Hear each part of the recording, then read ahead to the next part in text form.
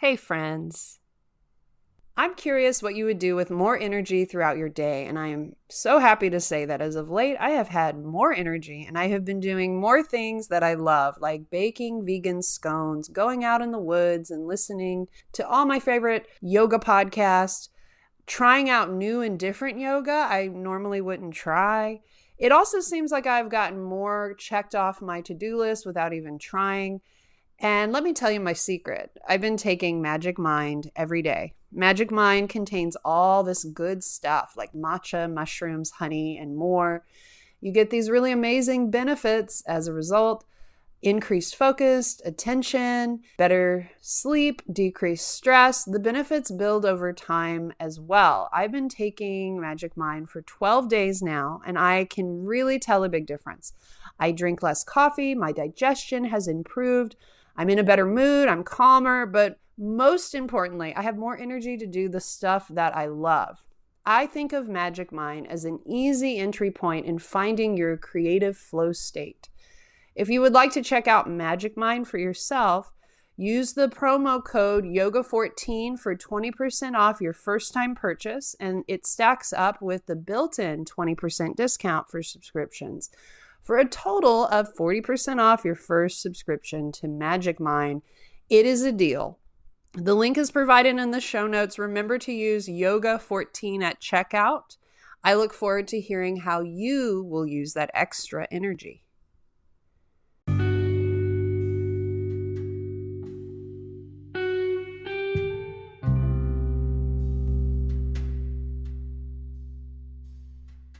Welcome, friends, to Yoga and Podcast. This show highlights the science and brings the magic of yoga and mind-body practices down to earth for the everyday person to help you live your best life.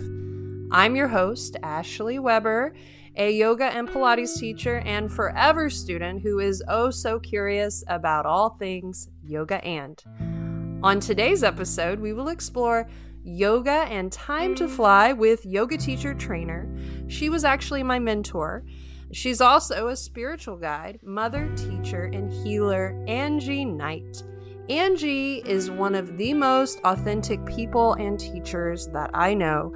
She will share with us her insights about manifesting, as well as share her journey of creating her event, Time to Fly, and how that came about. I am super excited to share with you this conversation. Let's sit back, relax, and enjoy the episode, y'all.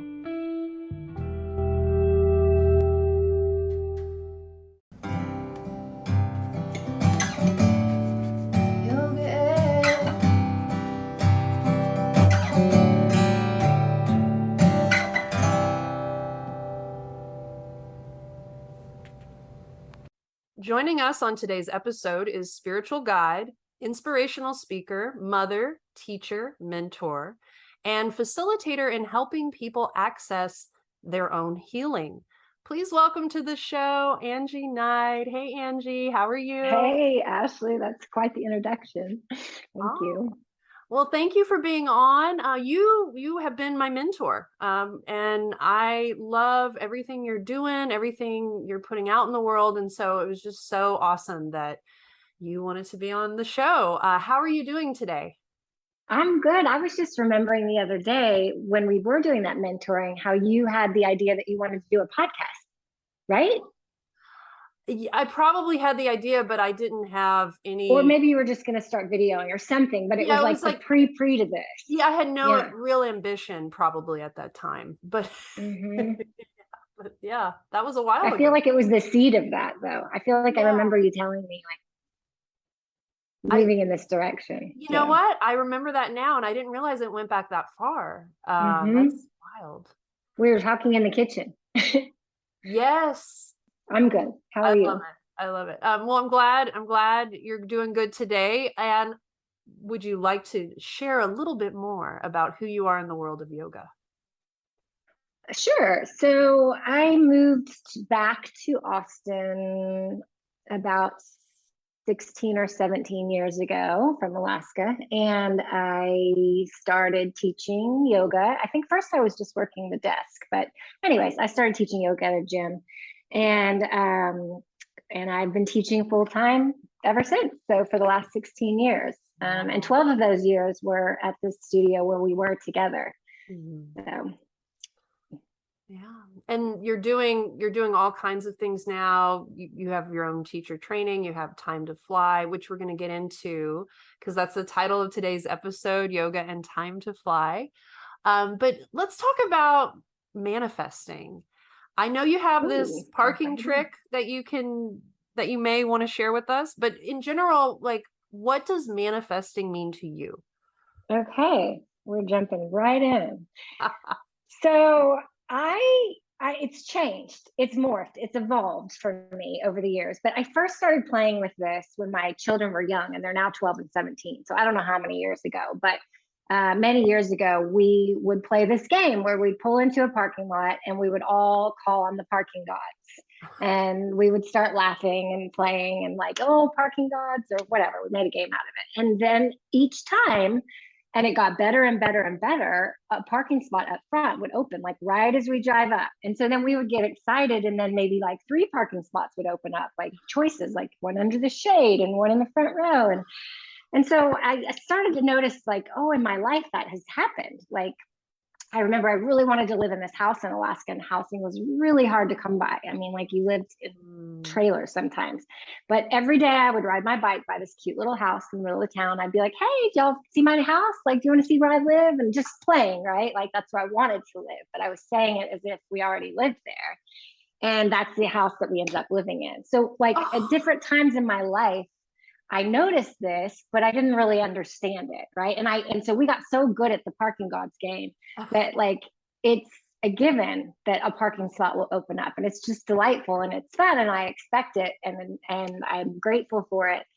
But then I kind of got curious, like, okay, so that's great and everything, but like, what about these other areas of my life that mean even more to me, that aren't working out exactly the way that I want, or that don't open up 99% of the time? So I don't know how long ago I started just experimenting, and trying to see if I could figure out what the pieces were for the parking spaces versus things that, like, I wanted that I wasn't getting in my life. And so the question about manifestation, it's gone from thinking that you have to do something to, it is really creating a container or environment to receive what you want, because what you want is already here in full abundance. The universe is abundant in everything.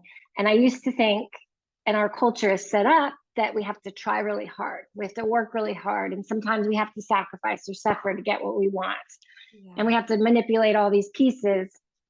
So, what manifestation has evolved for me is realizing that it's already here, that all our work is to do is to get in the receiving mode, to get into our natural state of alignment and well being, so that we can see the parking spaces, so that we can see the person or the job or the relationship or whatever it is that we want, because they're here. It's just, if we're not in alignment or thinking that we're worthy of them, or we have some belief that's been going on in our life for a long time, then we get in the way of Mm, that makes so much sense. Way to flip the script, Angie. it.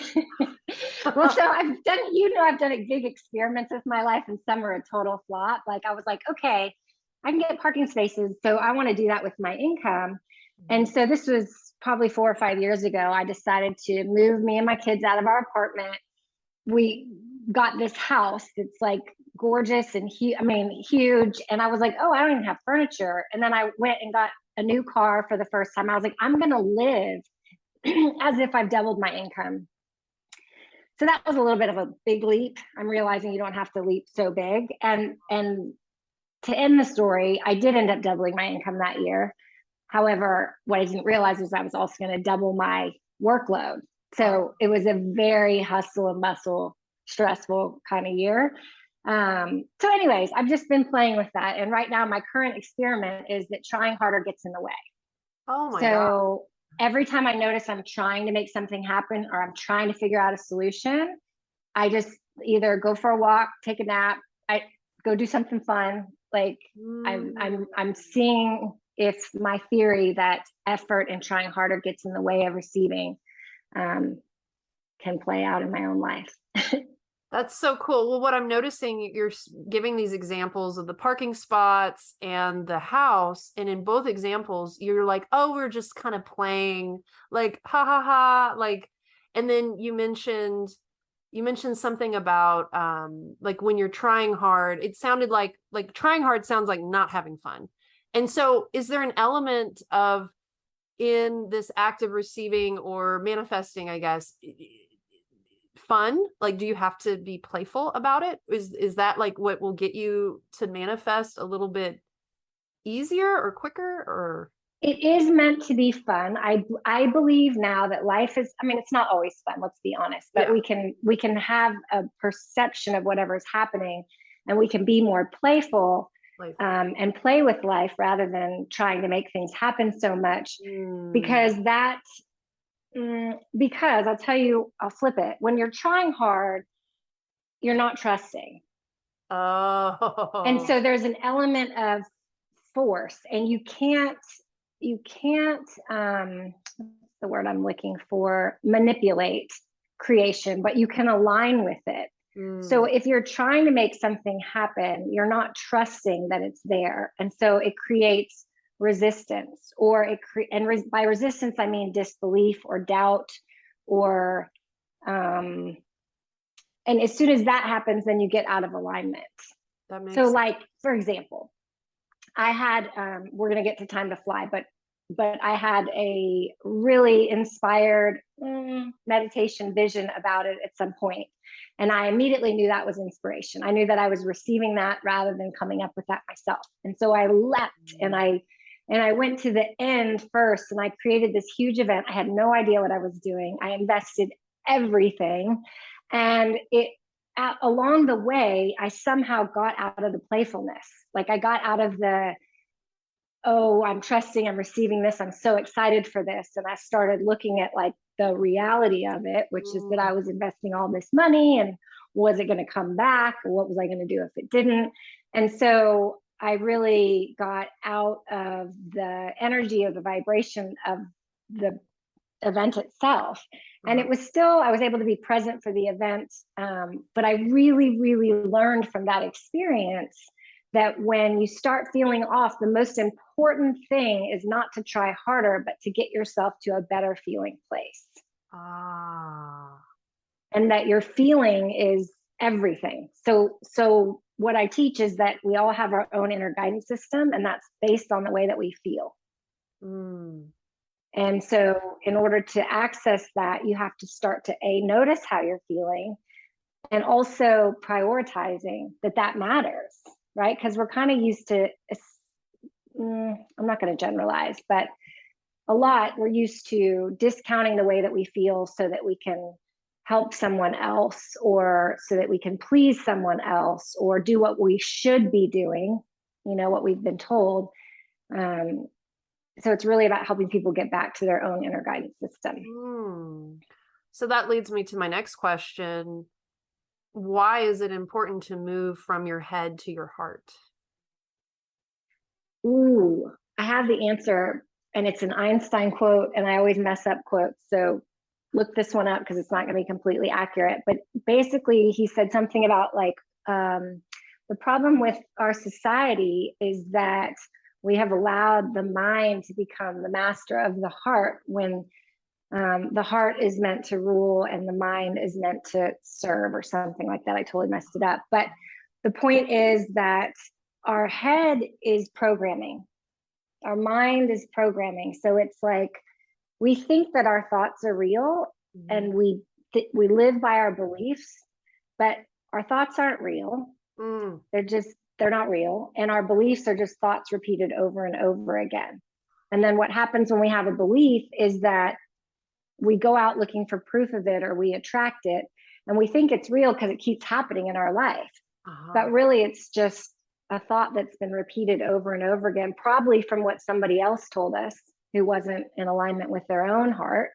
Mhm. And so when somebody drops into their heart, or the present moment, or the heart of all things, which is the present moment, then the mind can be servant to the heart. They can work in cooperation, but we're not trying to be right. We're not trying to win.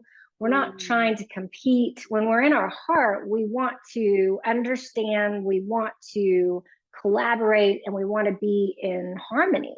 So Mm. I really feel like it's kind of a shift of consciousness or way of being, um, from this trying harder energy to receiving and cooperating. And I feel like it won't just be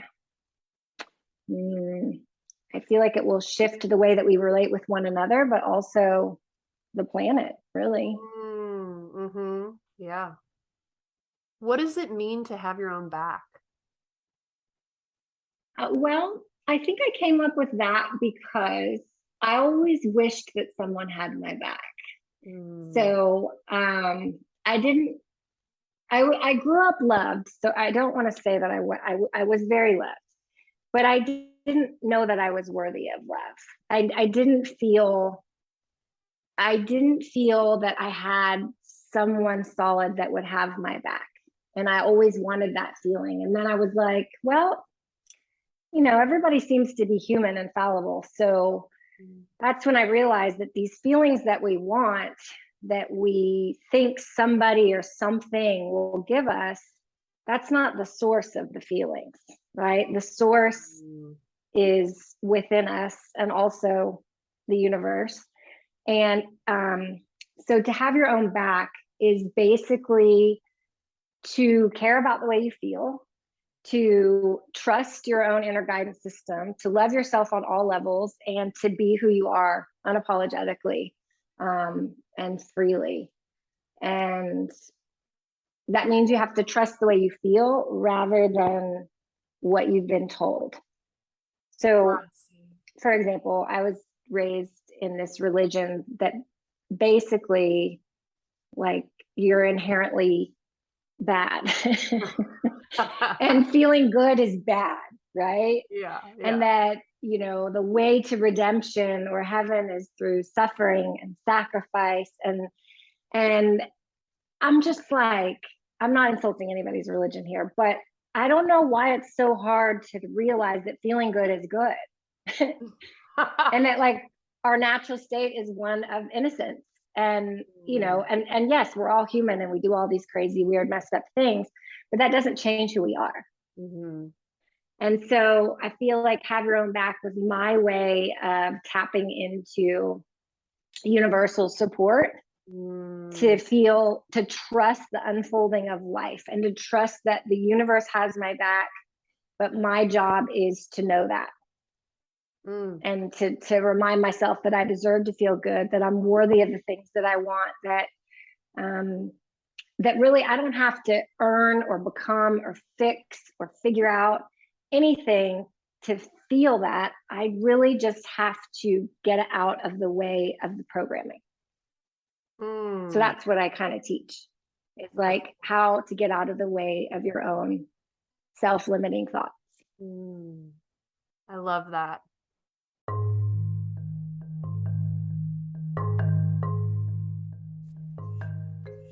We all have a voice and something important to share with the world. Now it's easier, more than ever, to make a podcast of your very own and to amplify your voice thanks to Anchor by Spotify. I have been using this platform for going on 3 years now, and I can confidently say it is the easiest way to make a podcast with everything you need right at your fingertips. Here's how it works.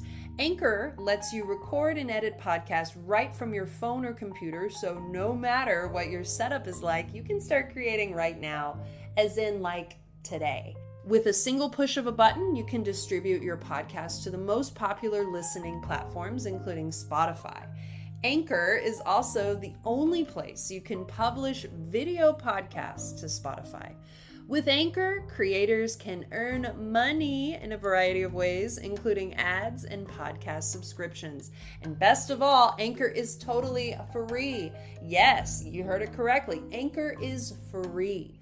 Download the Anchor app or go to anchor.fm to get started. I cannot wait to hear your podcast.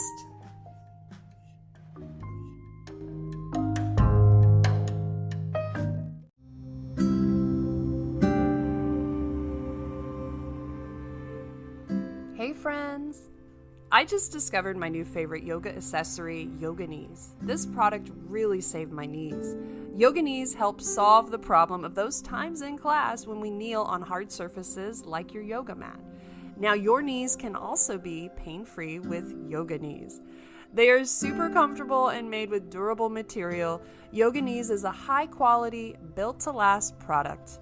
They are a woman-owned business manufactured by women and made in the USA. When you buy a pair of Yoga Knees, $1 of the proceeds goes towards St. Jude's Children's Research Hospital.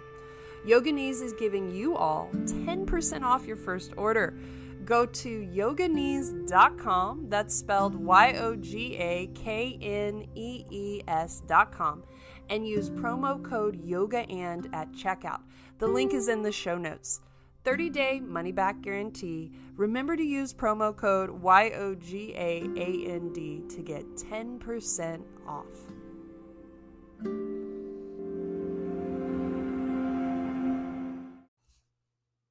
And we're back. How did you find your life's calling, and did you receive any signs along the way, like synchronicities?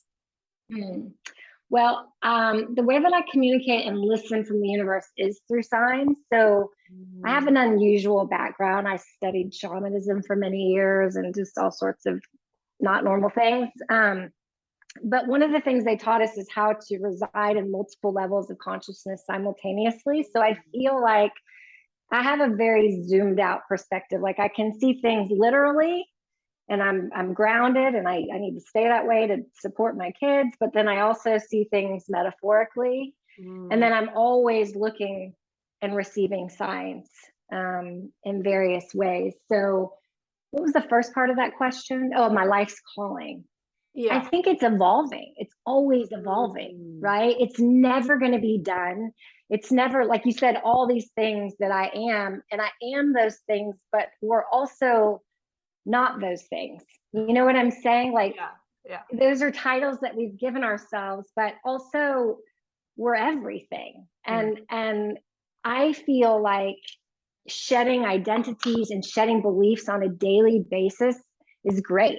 Like if you're not outgrowing your old beliefs, then maybe we're not growing. So my life calling has always had something to do with supporting people and like seeing who they really are. And I really can, if I tune in, I can see someone's essence beyond all the limiting things of unworthiness or brokenness. And I can hold that because I believe it until they can feel it. So that's always been a part of who I am. I love to be in service. It's just where I'm most comfortable. But how it has evolved is that I used to be in service to everyone, and I kind of became the parent that I didn't have for everyone. And I wanted people to feel loved and supported and all the things that I wanted to feel. Until the day came when I declared that reciprocity was the name of my new game, and that I was going to practice the art of receiving as much, if not more, than giving. Oh, wow. So I feel like now my primary life calling is to honor myself. And that in so doing, it will be of service. But I'm also feeling called to step beyond the yoga community and really offer what I've learned in my life about healing from, beliefs of not feeling worthy or broken in some way, and really how to fly out into the world and be who we're meant to be. So were there synchronicities in making your event Time to Fly? Oh yeah. Oh yeah. So the symbol of Time to Fly is the hawk. And there was just a lot of synchronicities with hawks for a while. Like they were like just coming out of nowhere into my experience. Even one time I was driving home from a retreat and there was an injured hawk on the freeway. Oh, So, and I have this recorded if you ever want to see it. So I pull over and I just have this whole experience with this hawk and all these people that stopped but wouldn't help. And I mean, it was comical, but it was also really meaningful. And it looked like his wing was broken. So, anyways, I sat with this hawk for a couple hours and then was going to put it in my car and take it to the wildlife, which was terrifying. yeah. And at the last minute, the hawk turned around and looked at me and then spread its wings and flew off. So there has been 3 or 4 other injured birds that came into my life experience. And each time it was this me nurturing it or giving it a place to heal until it flew away. And so I was like, okay, universe, this is getting ridiculous. I just saved a baby bird out of my dryer. Um, Oh, what's the synchronistic message here? yeah. And what I got was that everyone feels like they're broken in some way. Mm, And that what we need is not somebody to fix us, but we just need a safe place. And and maybe that's to heal from trauma, maybe that's to heal from beliefs that make us feel broken or unworthy. Maybe it's just to feel seen or like seen for who we really are. And mhm. that in so doing, people can access like their own authenticity, their own thing that makes them soar and do it.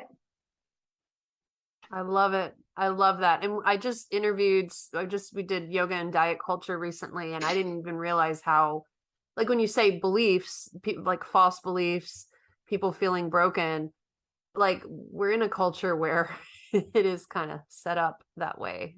So what a beautiful gift you're giving people. Well, did you get any realizations during the pandemic? What, like, did all these synchronicities about time to fly happen during the pandemic? Like, what was the lockdown like for you? Yeah. Um, well, so Time to Fly started before the pandemic. Okay. And like I said, it's this evolution of something that I'm supposed to facilitate. And but during the pandemic itself, it started off not very gracefully. I had a panic attack for the first time in my life. I had lost all sources of income. Um, I'm a single mom business owner. My business went belly up. I had retreats and trainings and stuff scheduled that were all canceled. And I didn't know how I was going to survive. And then, on top of it, we're like, this weird plague is here. Nobody knows what it is. And so I had this day that was awful. Like I couldn't breathe, and I'd never had that. Like I'm a breathing teacher, people. Yeah. I've got all the tools to regulate my nervous system. So, anyways, I thought I was having a heart attack, and um, I didn't, and I learned what it was, and out of that came something really, really beautiful. The fragility of it really took me to a place of surrender very early on, like Mm. where I surrendered to all the unknown. And the second gift of that was that I couldn't prioritize other people's needs over my own, like physically, I couldn't. Oh, So it's like I became super sensitive to any conversation or relationship or interaction that had me giving more than that was coming back in. And I would start to, my nervous system would. So, anyways, it kind of cured me of the shoulds and it made me prioritize the way that I feel, literally. And wow. then through the course of the pandemic, I spent countless days and hours out in the woods by myself exploring the laws of the universe um, and really proving to myself that if that everything we do is because we think it's going to make us feel a certain way. Like if you think about Mm. it, like, oh, I want more money. Well, you don't care about the paper. You care about feeling free or feeling safe or whatever it is, right? Yeah. So, I learned from the shamans a long time ago that if you can imagine it or you can experience as if it's true right now, Uh-huh. then it reality has to shift around your new belief. Like it's just the way it works. So I was like, I wonder if I could do it with this or with that. And I was just spending so much time alone, um, that I really honed my trust in this process and what I'm teaching. Um, and it was really fun. Like, for example, I wasn't in a relationship during the pandemic, and I was like, I wonder if I could feel like in love without a person. Like that was one of my Uh-huh. experiments. So I was like, well, I know what that feels like. So I'm going to go out into the woods and I'm just going to see if I can get to the feeling. Right. Uh-huh. And I did. And I was like kind of skipping through the woods, like, when you feel like you're in love and everything's possible. And I was smiling. And then it was like I walked under this bridge that I walk under all the time. And there was brand new graffiti that was huge that said, I love you. And then I walked a little further and there was this painted rock on the ground that had a mouth and it said kisses. And it just goes on. Like, and so I was like, oh Wow. my gosh, like this is how the parking spots work. Like we have this excited, playful, anticipatory feeling, expectation, and then it opens up. I love So that. I really spent most of the pandemic either with my kids or by myself in the woods. And I went from that anxiety, nervous breakdown to honestly the happiest that I've ever felt in my whole life by the end of it. Oh, And then when I wow. came out into the regular world, that got jostled a little bit. But That's so cool. So can you talk more about being a shaman? Like, how did that all start? Like, how did you find that? You found that before yoga. yeah.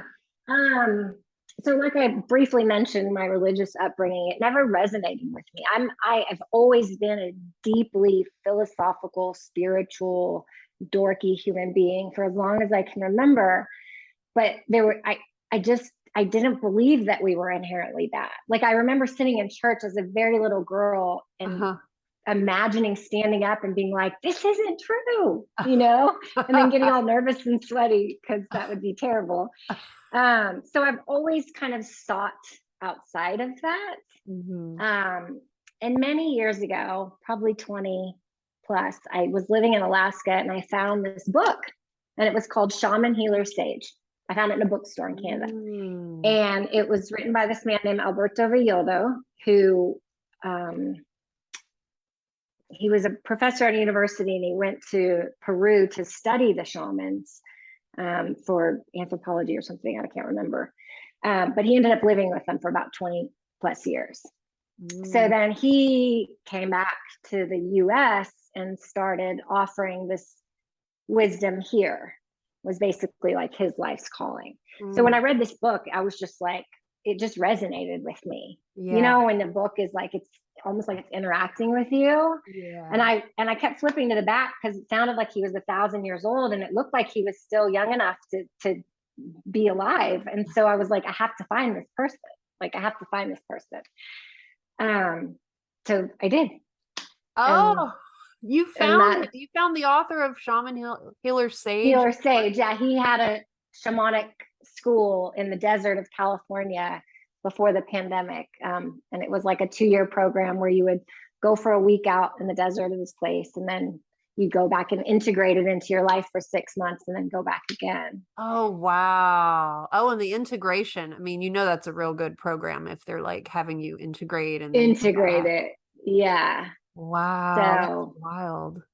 yeah, so I just became interested in all sorts of things. And I think it all comes together in what I have to offer now. But I'll tell you what is that what I learned from going to find healers or going to find shamans or teachers, and I was just looking for the answers.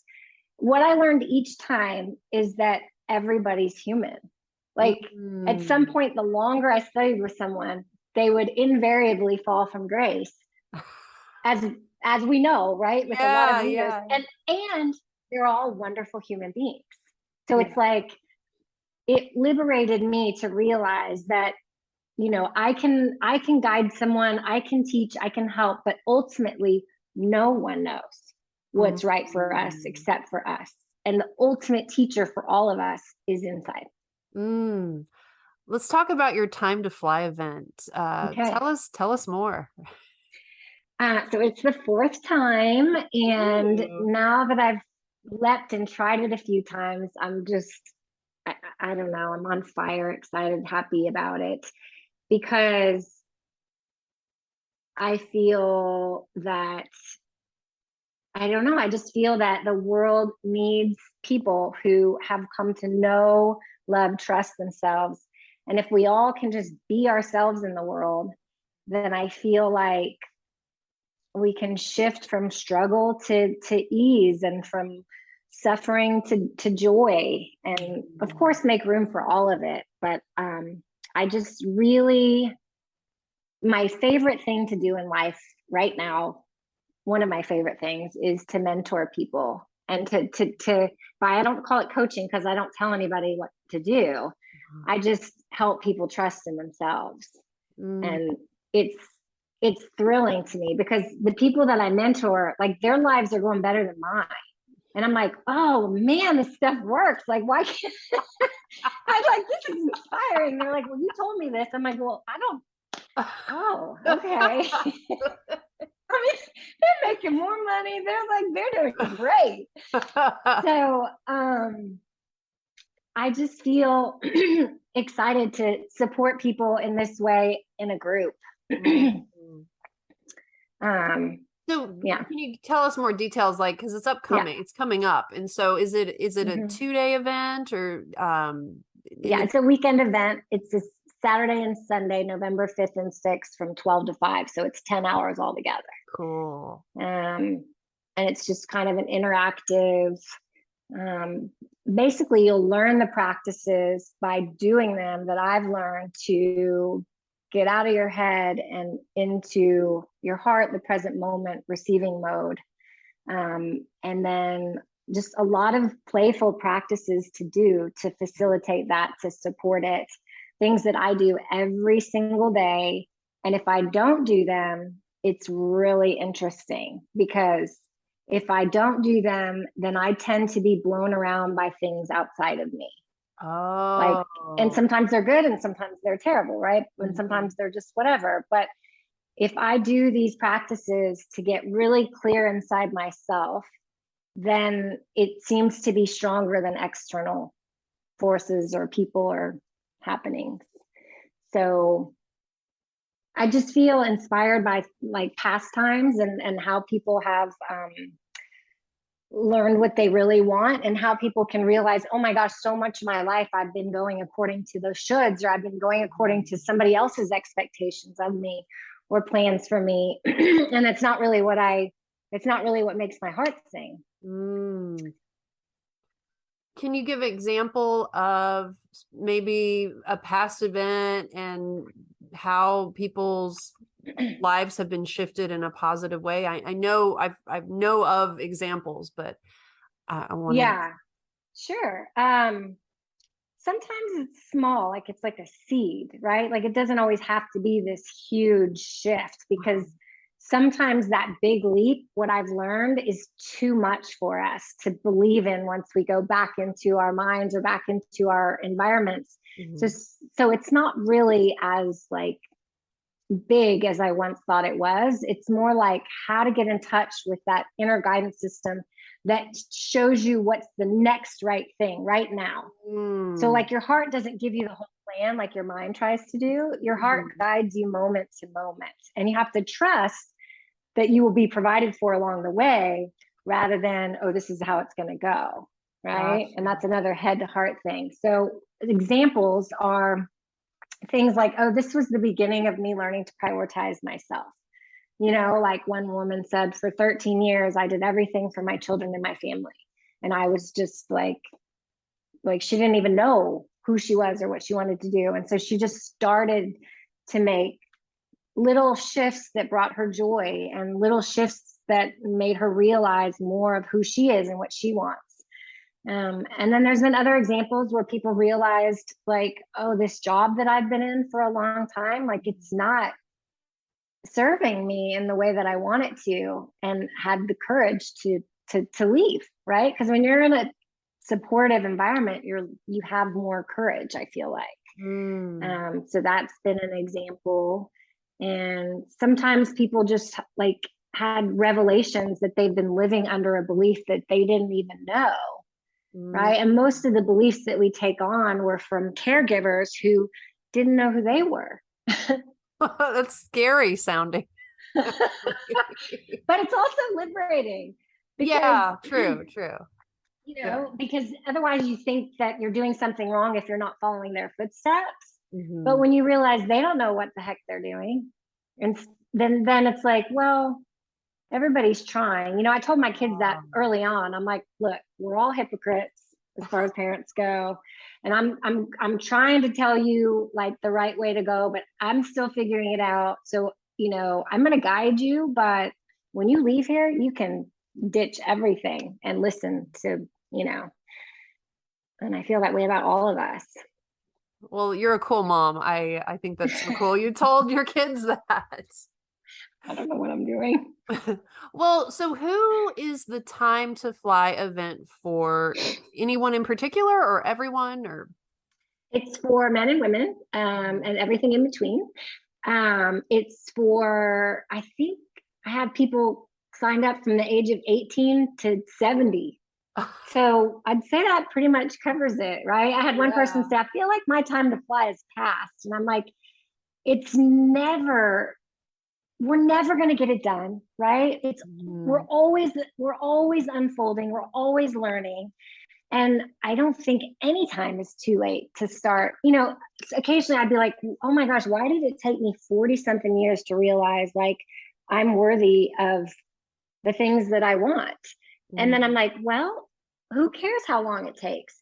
And because the contrast makes it sweeter. That's a good point.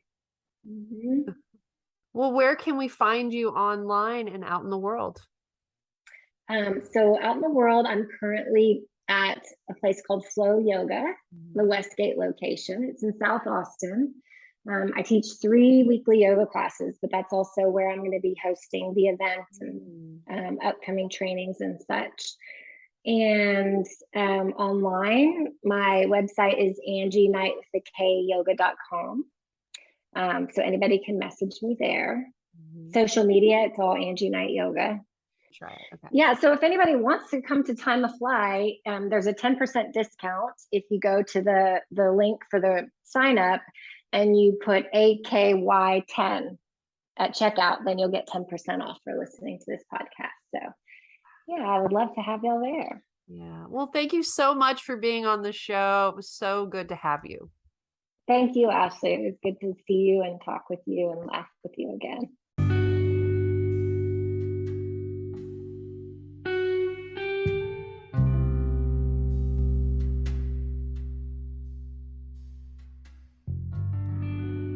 I hope you enjoyed today's episode all about yoga and Time to Fly with the knowledgeable Angie Knight.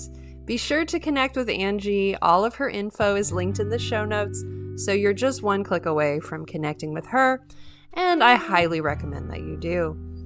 Let us know how you like the episode. We love hearing from our listeners. Please email us at yogaandpodcast@gmail.com. The and is spelled out, YOGAAND, podcast@gmail.